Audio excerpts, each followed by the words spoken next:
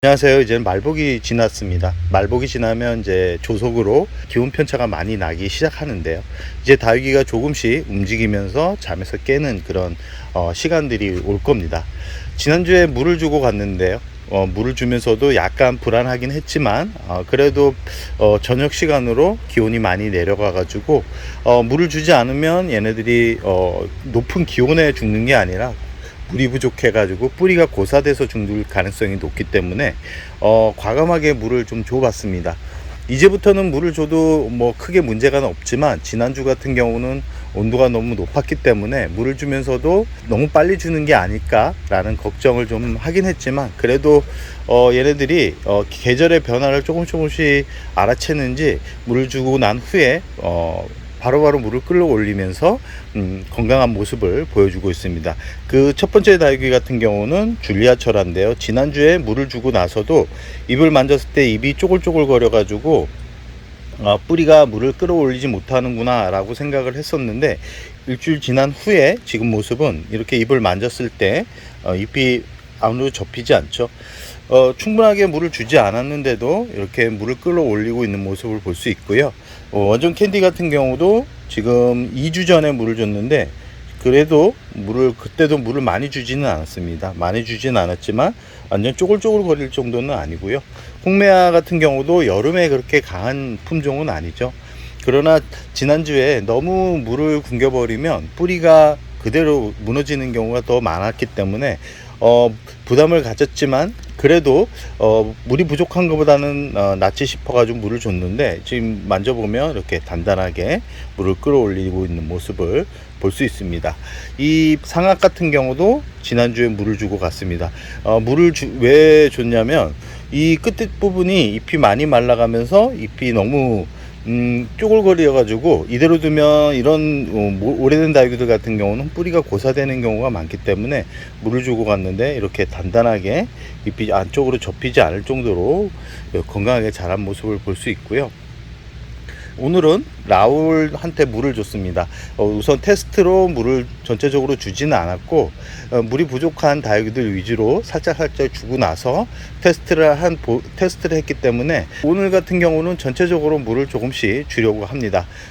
라울 같은 경우는 여름을 참 싫어하는 그런 품종이고 잎을 많이 떨구는 그런 품종인데, 지금 이 라울 같은 경우는 많이 보여드렸죠. 제가 지금 옆에 보면 잎이 많이 떨어지는 그런 모습을 볼 수 있는데, 이 줄기를 보시면 줄기가 건강하죠. 물이 부족해서 발생하는 부분이기 때문에 이런 다육이들 같은 경우는 바로바로 물을 주는데, 이렇게 물을 주고 나서 물을 끌어올리지 못한다 그러면 재차 관수를 하면 안 됩니다. 재차 관수를 하게 되면 이런 다육이들 같은 경우는 그대로 또 무너져 내리는 그런 경우가 많기 때문에, 여름을 좀 힘들어하는 그런 다육이들 같은 경우는 물을 살짝 줘가지고 물에 반응을 하는지를 꼭 살피셔야 됩니다. 물을 주고 나서는 이렇게 물방울이 이렇게 맺혀 있는 그런 거는 좋지 않기 때문에 바로바로 털어내 주시고요. 물을 줄 때는 한 번에 많은 양의 물을 주는 게 아니라 물을 살짝 주셔야 됩니다. 지금 이 블루엘프 같은 경우는 물을 줘야 될 시기가 온 것 같은데요. 물을 이렇게 보면 안쪽에 이렇게 건강한 모습을 볼 수 있는데, 이 가장자리로 이렇게 잎이 많이 떨어져 있죠. 그러면 이런 다육이들 같은 경우는 물을 어느 정도 주냐면,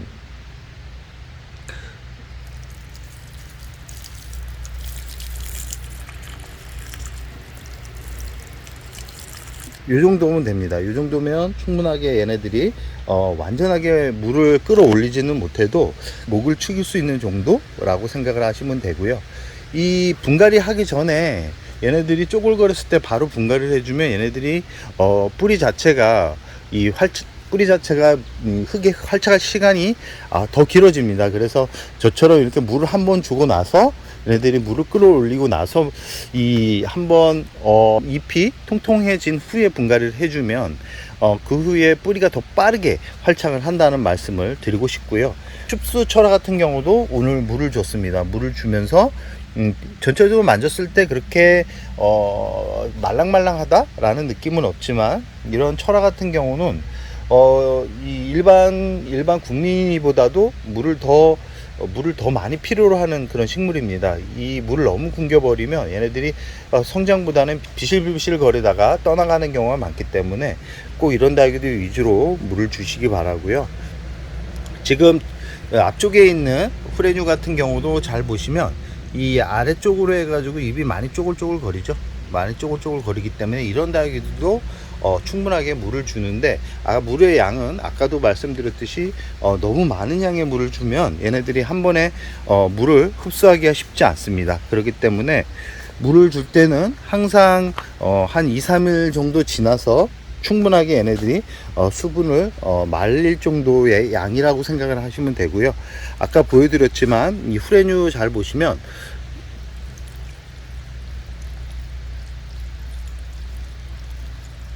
요 정도 양이면 됩니다. 요 정도 양이면 얘네들이 9월까지는 충분히 뿌리가 버틸 수 있기 때문에 너무 물을 주는 거에서 두려움을 갖지는 이제 않아도 되는 그런 시기라는 말씀을 드리고 싶습니다.